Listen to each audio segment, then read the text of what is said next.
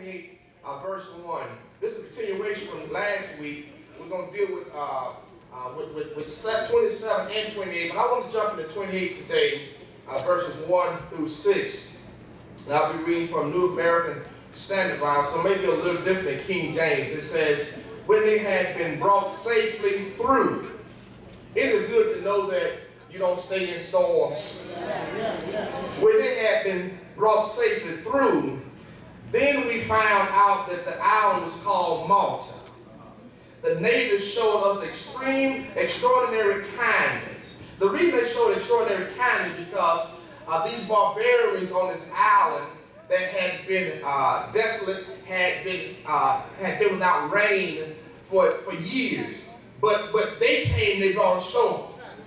And see, sometimes your storm may be a blessing for somebody else. It said the natives showed us extraordinary kindness, for because of the rain that had set in and because of the cold, they kindled a fire and received us all. Verse 3, but when Paul had gathered a bundle of sticks and laid them on the fire, a viper came out of the heat and fastened itself on his hand. When the natives saw the creature hanging from his hand, they began saying to one another, undoubtedly this man is a murderer. And though he has been saved from the sea, justice has not allowed him to live. But look at somebody and say, but God. However, he shook the creature off into the fire and suffered no harm. But they would expect that he was about to swell up and suddenly fall dead.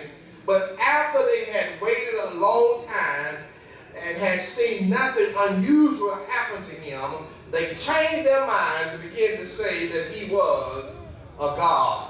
Amen. I just want to talk from trusting God in your storms, part 2. Look at your neighbor and say, neighbor, do you really trust God in your storms?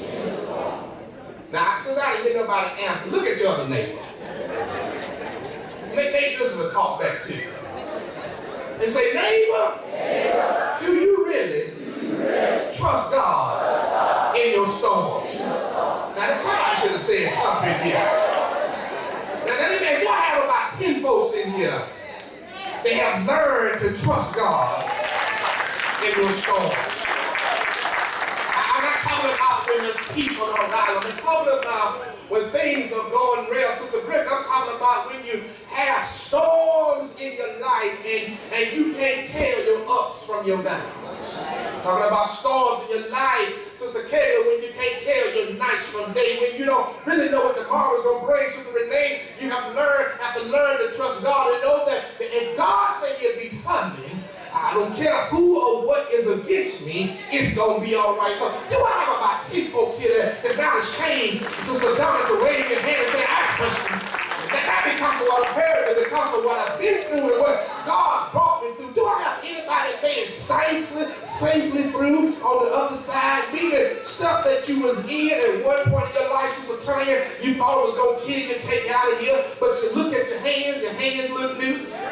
You look at your feet and they look too, and you don't have a dime to your name, people on your side and enemies against you, but you still got joy down on the inside. I've learned to trust God in my storm, not because I've been so good, not because I've been to the schoolhouse 2 or 3 days, not because I have anything in the bank, but because I got a God that said I'll never leave you, nor will I forsake you. Do I have some witness here that can help me preach this thing this morning? Because I can't say it all and tell it all by myself, but some of y'all out there been through situations where you didn't know where your next meal was going to come from. If you had light bill money, rent money, didn't know how you going to make it to work because there was no gas in the car and the light been beeping all week, but God kept you. Do I have anybody here know that God would keep you in the midst of your storm? Your storm was so bad that the doctor said that all I can do, we just don't have to wait. Matter of fact, call the family in, but if I have some believers that say, yeah, we can call the family in, because the only thing we're going to do when we get together is just give God a praise, because God is getting ready to turn some stuff around. Do I have anybody here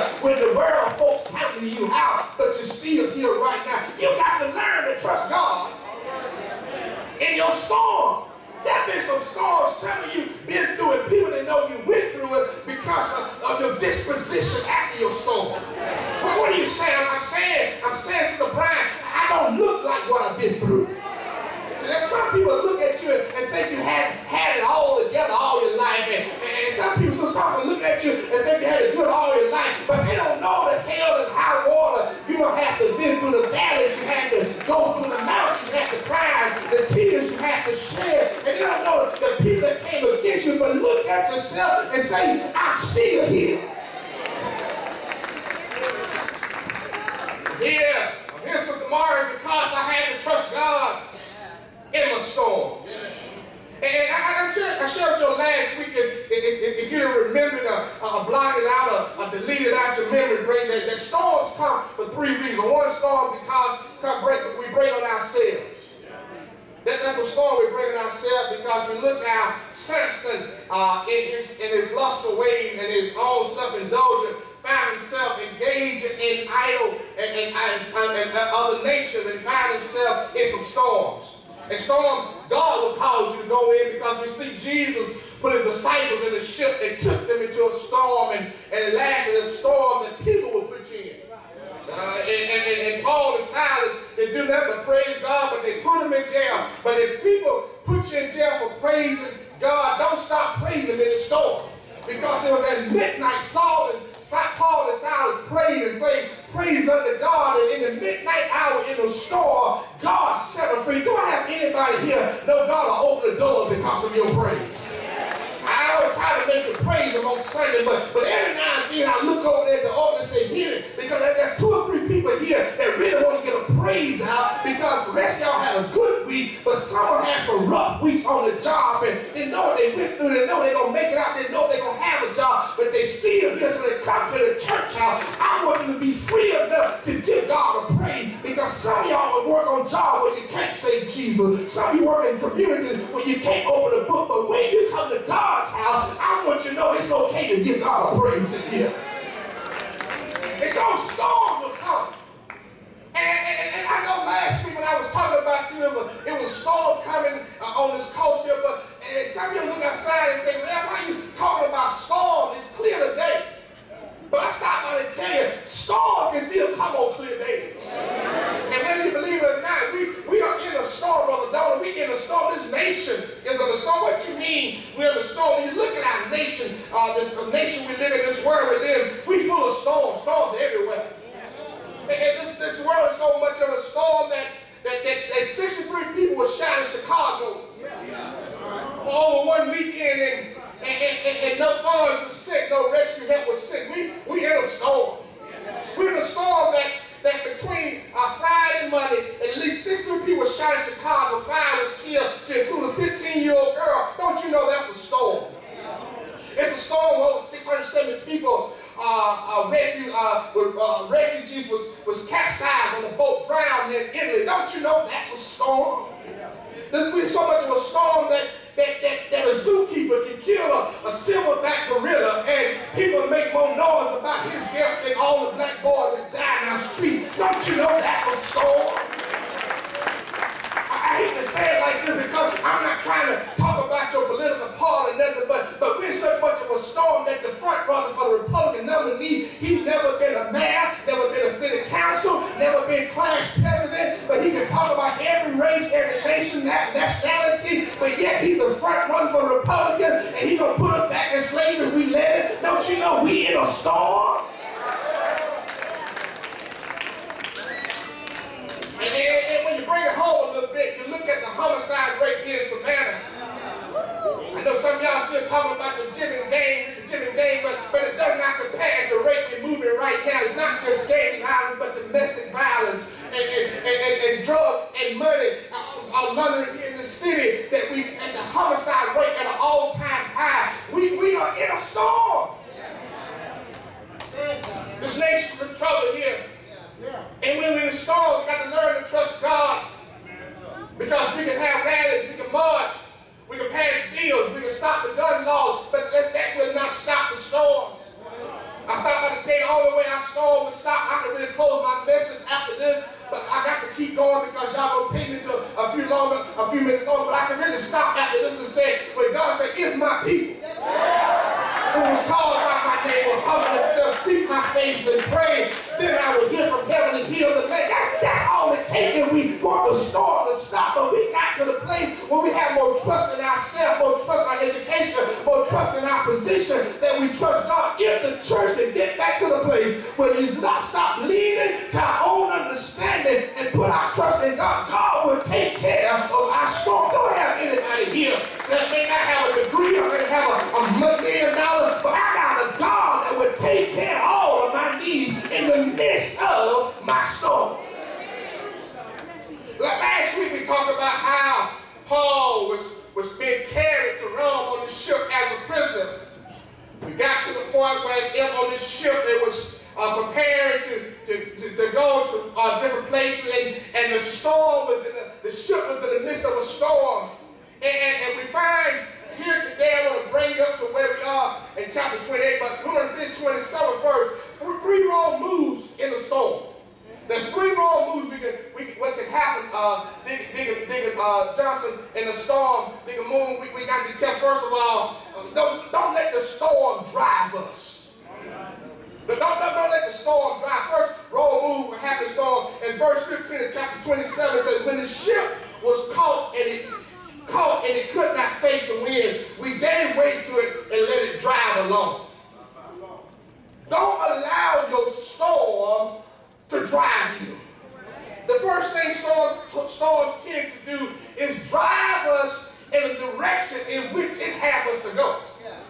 We get pushed around, we get tossed from side to side, and we forget where we head. But I start by to tell you, when your faith is built on Jesus Christ, the storm will not drive you to other source of relief.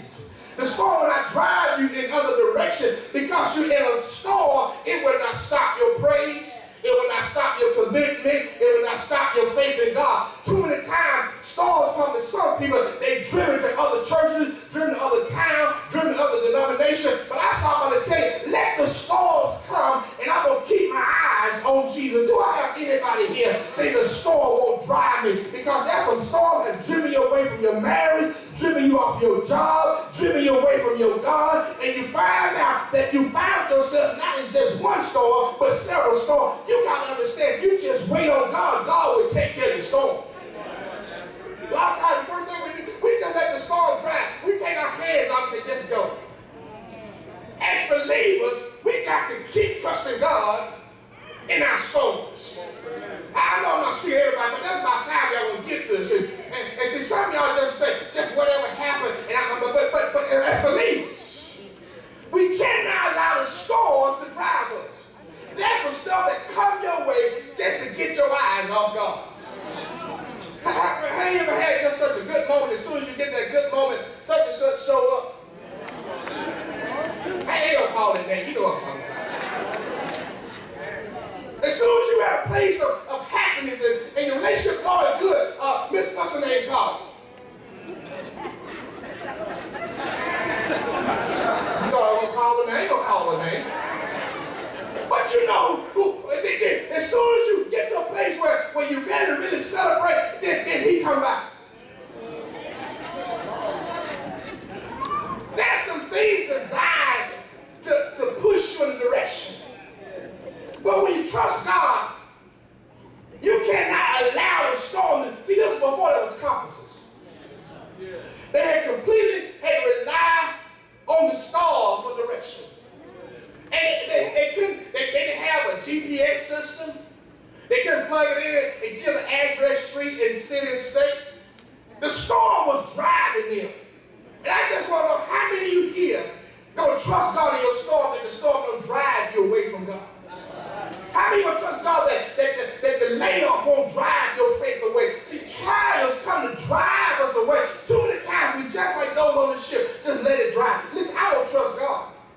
With folks or without folks. I will trust God with a dime or with a penny or with nothing at all. Because if God be for me, who can be against me? I wish I had about 10 folks here say the storm won't drive me, because the storm came and the storm went. Matter of fact, that's what most storms wait on. You got to let the storm keep on passing over. Now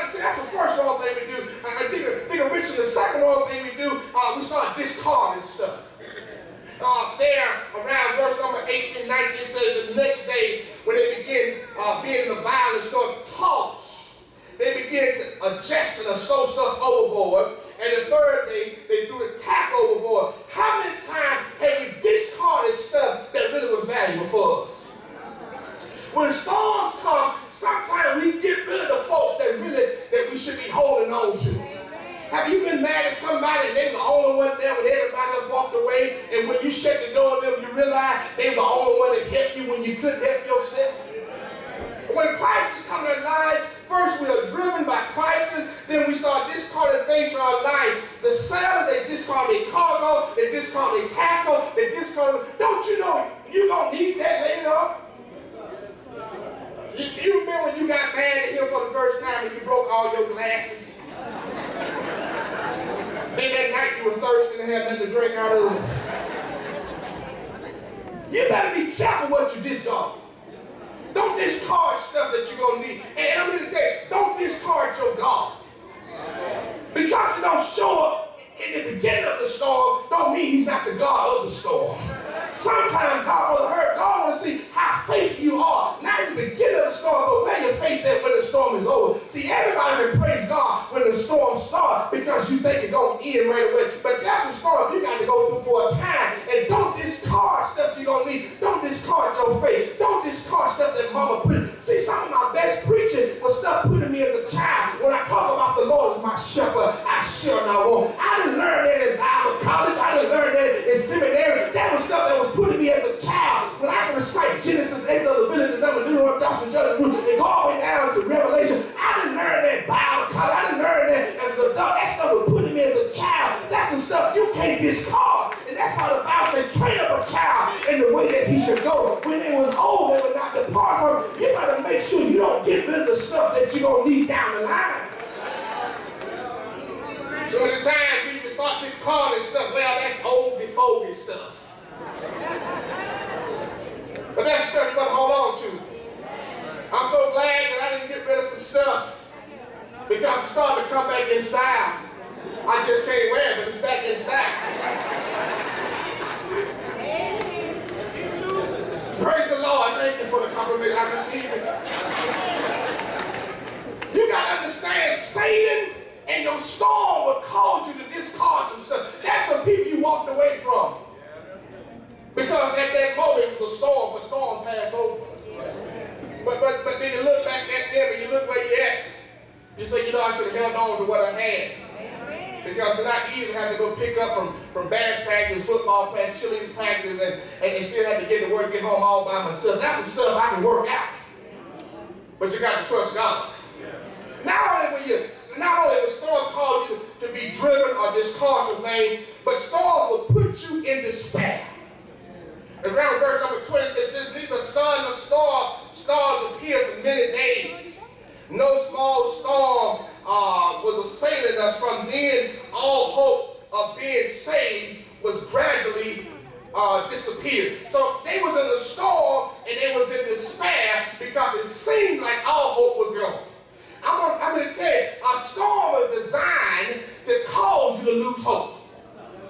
It's designed to cover your sun from shine. It's designed to cause cloudy days. Storms are designed to do what storm come to do. They would tear up, they would mess up, and disrupt your situation. But you cannot find yourself in a place of despair because it's just a matter of time that if you stand still, the storm will pass over. Do I have anybody here can say, I know that trouble don't last always. I may be crying right now, but weeping only endure for a night, and joy will come in the morning. God will wipe all of my tears from my eyes. You cannot give up because you're in a storm. Don't walk away from your job. Don't give up on your family. Don't turn your back on your child. It's just a storm right now. If you bless God at the same time while you're in the storm, watch God bless you to come out the storm. What do you say? When you have trouble in your life, instead of having a pity party and feeling sorry for yourself and want somebody to pat you on the back and say, God, if you took me to the storm, I know you're able to give me strength to come out of the storm. So in other words, instead of me feeling sorry for myself, I'm going to lift up holy hands and say, God, thank you for the test. Thank you for the storm. It's just a matter of time that I'm going to come out. Do I have anybody here that's getting ready by faith to come out your storm?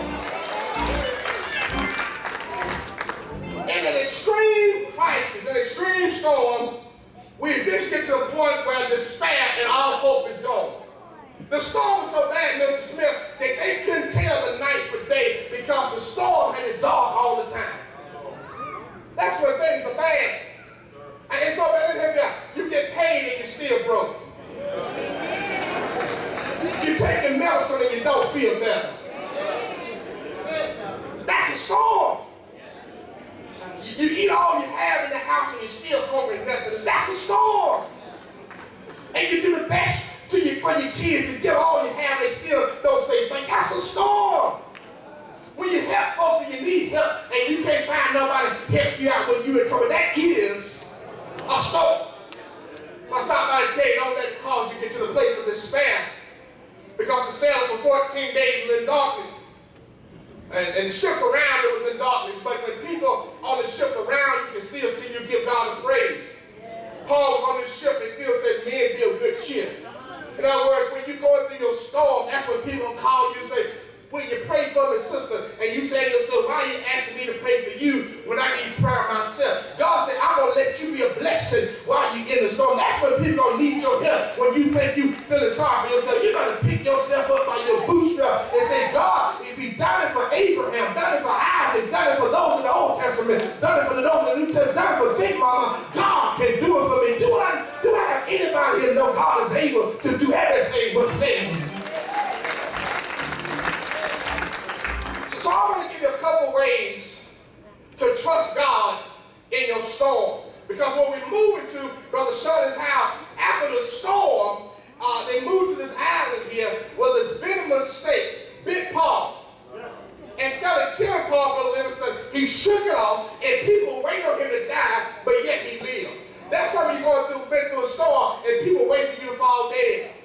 You made it through the storm and then you ran into something that's ran into a venomous snake and they say, surely you're going to die. But instead of you losing your life, God gave you more life. And in other words, don't wait for me to die, wait for me to get up. So I want to give you some things to help you in your storm. First of all, remember God's presence. Remember God's presence. There in verse 22, he said, I urge you to keep up your courage. That's in chapter 27. He said, I urge you to keep up your courage, for there will be no loss of life among you, but only the ship. For this very night, an angel of God, to whom I belong and whom I serve, stood before me. Listen, when God has told you I will be with you in your storm, Dr. Foster, you got to remember God's presence. See, that's some stuff you can't see, but you got to know is there. And see, I know God said, I know you can't see him beside me, but I'm a living witness, and I tell you, he walks with me, he talks with me, and he tells me I am his own. Because how you know it's there? Because when I should have been killed for driving sleep, he kept me in between the lines. When I should have been shot in a foreign country, he let the bullets fly over my head. And I have some of you here say, I have had cancer longer than some people had good health, and I'm still here. There's some people here say, I should have been dead and gone, but I know God present is with me. I can't see oxygen, but it's in the room. I can't see electricity, but it's in the wire. Don't you know? I know God is with me. He's walking with me. He's talking with me, and he's alive. Do anybody know? You got to remember God's presence. The first anchor in our crisis is the presence of God in the midst of your storm. Paul said, I urge you to keep up your courage. Storm, Sister Johnson, will come your way to cause you to have fear. Dr. Sam Davis, he defines fear as false evidence of things appearing real. I want you to understand, that's some stuff that will put fear in your heart that's not even there. I was walking with two little boys the other day, and a cat ran out. And one of the little boys, he was so terrified, he was terrified of really everything, but he thought it was a dog. I said, what a dog is? I said, that's not a dog, that's a cat. Well, it was a pretty big cat. But sometimes stuff will jump in your mind and make you afraid of stuff that not even there. What do you mean, Reverend, having air conditioning that was kicked on while you're in the house by yourself?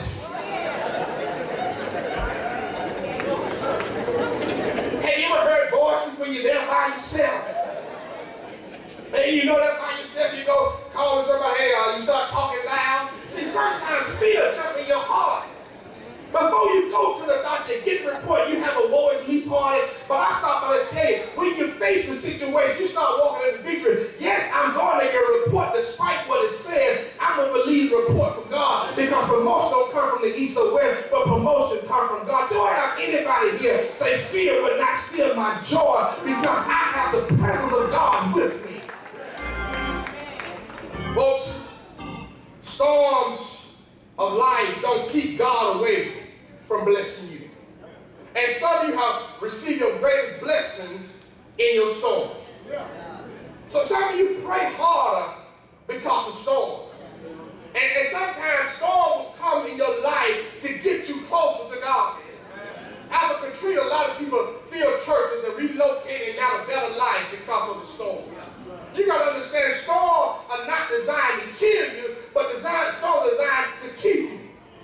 So remember God's presence. God promised you that Hebrews 13:5, I will never desert you, nor will I forsake you. As believers, when you have a storm, remember God's presence. So not only should we remember God's presence, but also I want you to remember God's purpose. Remember God's purpose. The second thing of this crisis here, verse 27, and chapter 27, verse 24, Paul said, do not be afraid. You must stand before Caesar. Now, Caesar was in Rome. And sometime in order to get to Rome, Brother Walker, you got to go through the storm. And Caesar was the king. And it's in order for some of you to get to the king, you got to go through the storm. You see, all of us shout about seeing the king. All of us talk about getting to heaven. But in order to get to heaven, sometimes you got to go through the storm. The purpose was Paul was to make it to Rome. If God has a purpose for your life, despite the storms you're in right now, you got to remember the purpose that God has for your life. He's not going to kill you and you still got a purpose.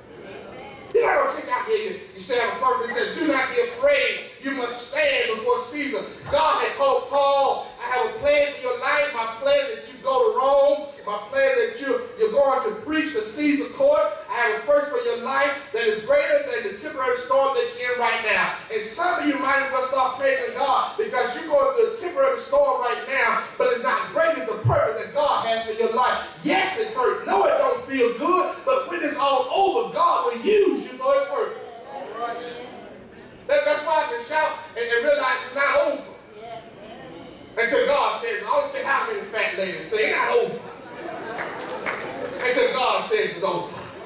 So regardless of what the doctor said, regardless of what the lawyer said, regardless of the time of the sentence you get, remember God is still in control. That's some of your boys and grandboys had to get sent to prison to preach the gospel to people that never met them on the street. Some of you been in the hospital and people saw you in the bed with faith, and you had encouraged nurses that was in good health to go to church. You got to have faith that God will live out his purpose, not through him, because he came for 33 and a half years. Now you got to live it out for him. So remember God's purpose in your storm. And not only that, but remember God's promise. In your storm, not only will you have God's presence and have God's purpose, but Sister Rose, I want you to understand, you got to remember God's promise. He said in verse 25, therefore keep your courage, men. I believe God that I will turn out exactly as it has been told unto me. God promised that it's going to be all right. You got to understand, it's going to be all right, because God promised you that it's going to be all right. And storms will not change God's mind. Storm will change your mind. Let it rain on Sunday morning. Oh, it's raining out here. Go right back in the house. But storm does not change the promise God has given you. In verse 25, he said, for I believe God will turn out exactly as it has been told. The third thing in this is God promised. God will keep his promise despite us. He's not a respected person. God will not change his mind because you messed up. God will not change his mind because people against you. God's word is sure. It's absolute. It is true. He's never failed. Storms can distract us, but God is always there and always keep his promises. Yes. There's some people that have good intentions but have fallen short on their promises. Yeah. They have good intentions, but even in our best, we sometimes fall because circumstances sometimes get out of our control. Yeah. That's a lot of stuff I promised my wife when I first got married. It's on the way.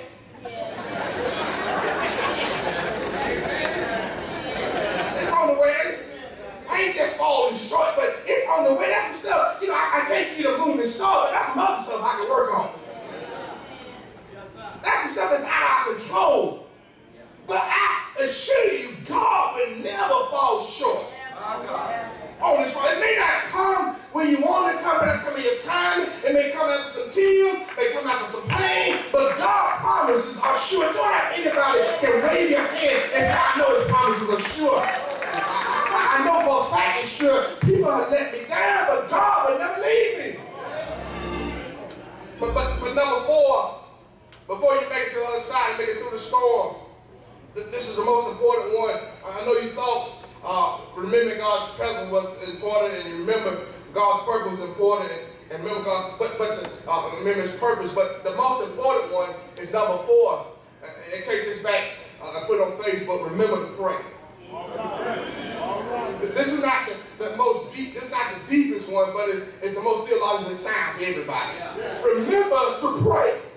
When storms come your way, Sister Samuela, don't get on Facebook, look for help, don't call your friend, don't call the psychic hotline, but I challenge you to have a little talk with Jesus. I wish somebody from the old church here said, have a little talk with Jesus. He'll tell you everything. It'll be all right. If you just pray and prayer means to communicate with God. You don't have to sound like the deacons of old. You don't have to get on the cooling board. You don't have to have knees bent and body bowed. But just say, Lord, make a way. I don't know. God open a door that's been closed. I wish I had somebody say, I couldn't talk Greek. I couldn't speak no Hebrew. But I have learned to talk to Jesus. And He has made a way. I don't have anybody have to talk to Him for your children. Talk to Him for your spouse. Talk to Him for your boss. Talk to Him for your parents. Talk to Him for your health. Talk to Him for your finances. And God made a way for you. If you remember to pray, God will open the door for you. When everybody else was complaining, when everybody was folks on the store, Paul had a talk with the Lord. Do I have anybody here say, I'm going to stop talking to my storm and I have learned to talk to my God? Why are you talking to your God when you got a storm? Because my God is bigger than any storm. Do I have about 10 people here know God is bigger than your storm? He's bigger than your trials. He's bigger than your tribulation. He's bigger than your valley. He's bigger than your mountain. God is bigger than your storm. So when storms come my way, I have learned to have a little talk with Jesus, and God will make a way out of no way. Only do it. I wish I had somebody who knows how to do it. I don't have to preach to know. I can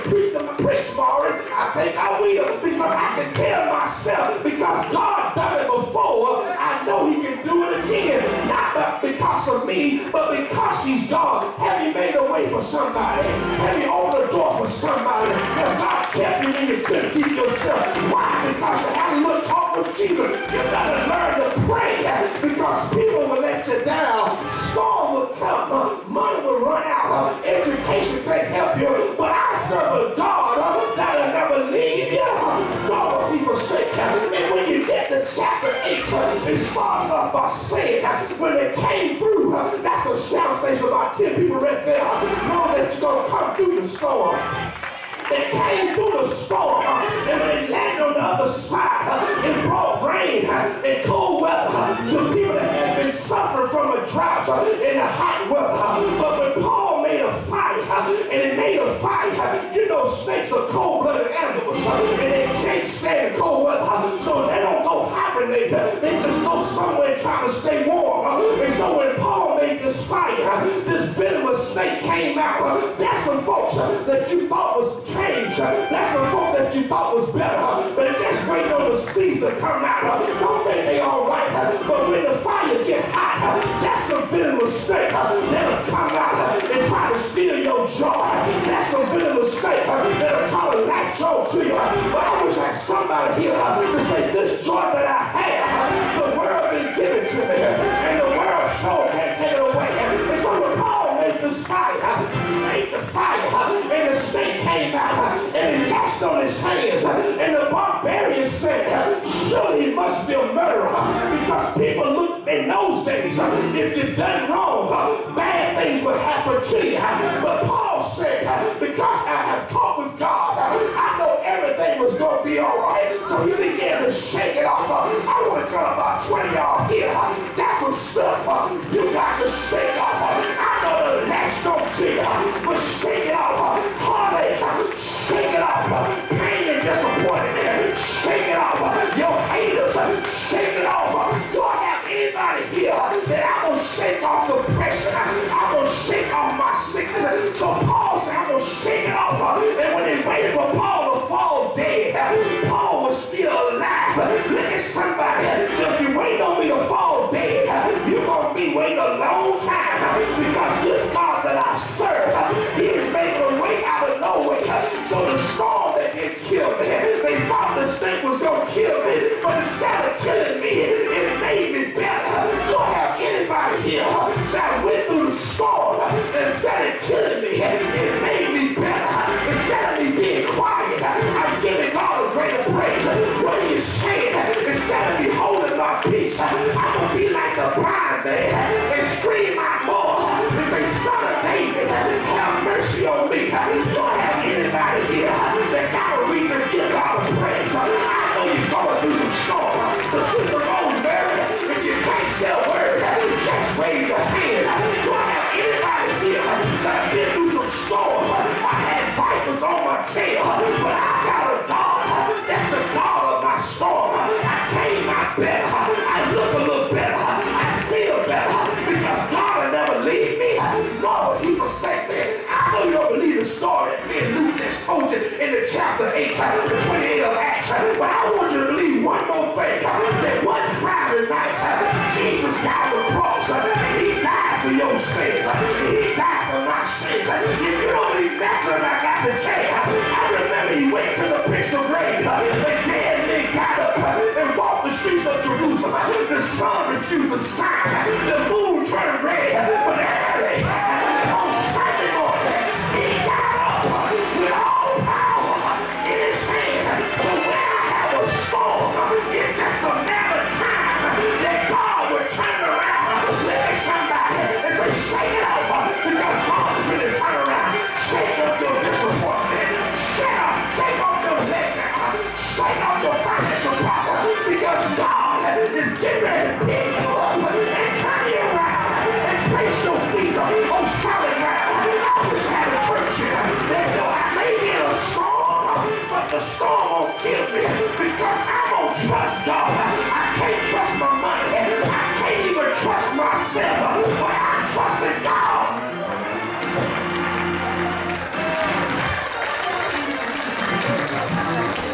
Trust God.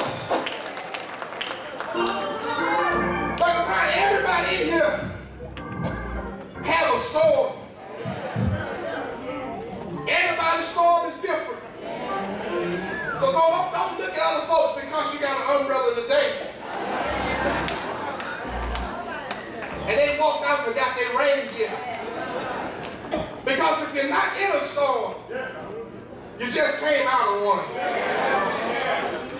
There ain't nothing to brag to get too happy about because you're not in a storm, but just came out one. That means you might be getting ready to go into one. But I challenge you, Sister Hardwick, to trust God in the midst of your storm. Give God a hand praise for that.